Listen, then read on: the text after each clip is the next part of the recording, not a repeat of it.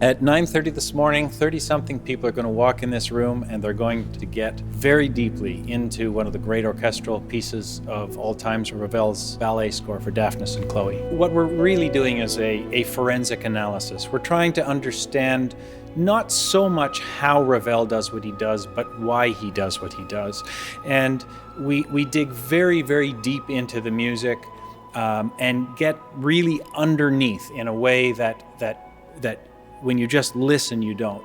Then we will have actually a panel of guests today talking about music and the brain, which is a subject very important for anyone dealing with music and pictures. Some of the people who come here are really at the tops of their game, at the tops of their profession, highly respected in the television industry, in the music world, and yet they're all coming into this room in a common purpose which almost has nothing to do with that level of achievement.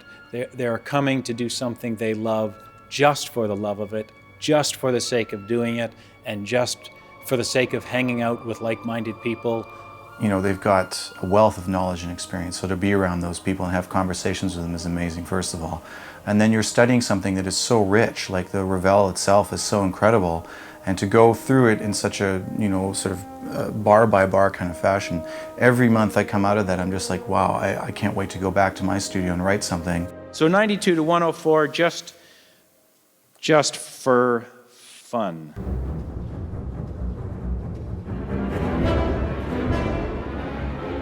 Unique things start to settle into your subconscious, and you start experiencing bits of it, and it starts really to sink in. And it sort of gives you a little chill up the spine, or it makes you sort of go, holy man, yeah, I know what that is. I know how to use that. I can find that sort of elusive emotion that's coming off the page and off the music. For those people who are coming really for the study, what they're going to get here is a high-level masterclass. They will walk away with techniques of writing that could benefit them in their own work, should they choose to use those techniques. And it doesn't really matter whether you're classically trained or not. These are overriding principles of great composition, great orchestration that hold regardless of the medium or the genre of music. If you're working in those areas, if you're a songwriter or a producer working in pop music, you might go, what's Ravel to me? You might not use these things directly in your music, but to expand that horizon that you have and to open yourself up to new ideas, you're just going to come away from this so inspired and with a way to filter those things through the things that you're doing and just really broaden what your work is. If you're a filmmaker, for example, a director or an editor will walk away with a real sense of the depth of expression and emotion that is only possible in music played by human beings on instruments. And I think most people that work in screen composition consider themselves filmmakers or storytellers. And as a storyteller in a very complex medium like film, where there's so many different production aspects that you have to be very aware of, my sense is that music is always the most mysterious and the most difficult to talk about. But just sitting down and hearing how a composer like Ravel or Stravinsky or someone addresses in their way scoring motion or words, because I mean, we're looking at Daphnis and Chloe right now, which is it's actually scoring a piece of stage, and same thing with the Rite of Spring. It's actually scoring a piece of stage action and dance, and so to be exposed to how great composers have done that, you know, and how music was used and moved a storyline along. It's really good for you, I think.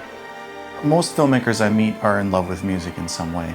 And to be able to come in, even if you're just looking at it in a very general sense, and you see the lines, and you see shapes and forms, and sort of have a slightly different understanding of how that's created, I think it's just going to be enriching and really exciting to see it from the other side, just as with screen composers, when we go and see how a film is put together from different aspects. How many sessions are we in now? Maybe 5 or 6 sessions. And each time it's been very different, the type of person that's been our guest and the experience that they bring to the table. You know, whether it's a director or another composer, it makes you realize that, you know, in your isolated world, that there's other stuff going on, and it's a matter of opening up things to people. Especially with Bartel's talk, that we're on the verge of understanding sound and music at a completely different way than we ever have, in a way that will inform us what is actually happening to us physically and in our minds. You know, that's a very exciting thing to be a part of. So we can drive pretty much any frequency, and music drives pretty much any frequency. Let me throw in what I think is the most important quote for us of the lifetime. Rodolfo Linus, one of the fathers of modern neuroscience, I brought him here a year ago for a series of lectures, says that music is the machine language of the brain. Music is the machine language of the brain, not metaphorically, literally. The brain works like music if you start looking at the brain in terms of its oscillatory, vibratory activity. You know, when I was doing Star Trek The Next Generation, each episode was like a 42-minute, like a small feature, like 5 reels. And each time the starship would be in a different part of the galaxy, they would encounter a different culture. So every time we went to a different place, I had a book called The Scale Chord Synopticon that was written by 5 graduate students from Cal State Northridge. And in that chord scale synopticon, it had every scale that they collected from around the earth, and all broken down by whole step, half steps, by how many intervals are in their scale, and by region. So I went through it and I did my study to say, well, this is a Klingon scale because this evokes what I felt was a Klingon, what Klingons would have created for their music vibe, for their, and then an instrumentation too. I've been spending a lot of time in one room by myself. Actually, in this particular room, I've been in here for 10 years. The door closed. Once in a while, somebody will come in and do something in the booth in there, but not that often. Usually I'm creating stuff here on my own. I love doing it, but it's kind of a thing that after a while you sort of miss the company of others, and you realize when you're around other people that there's a lot to be gained by interaction. You will study together, you'll laugh together, you'll break bread together, and we'll have experienced what is it that made you get into music in the first place. And it was that group experience that really is at the heart of it. And Ravel provides everybody that comes with an opportunity for 2 hours a month of doing it a completely different way. It's the kind of club where everybody's good and everybody's welcome.